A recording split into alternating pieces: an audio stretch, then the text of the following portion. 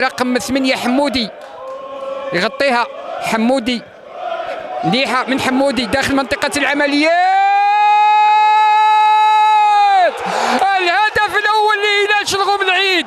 الهدف الاول لهلال شلغوم العيد في الدقيقه 9 من عمر الشوط الاول. طاري او طارق سليماني لهلال لسعدان شهاب الدين يدخل منطقه العمليات. الهدف الثاني لسعدان شهاب الدين في الدقيقة 40. البحث عن رفيق بوزن مرة أخرى يحتفظ محاولة الفتح داخل منطقة العمليات وتقليص النتيجة. تقليص النتيجة في الدقيقة 60. بعدان سعيد عوينة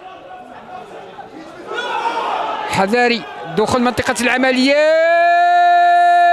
وهدف التعديل من قريرم. خطأ فادح وهدف التعديل من قريرم في الدقيقة 72.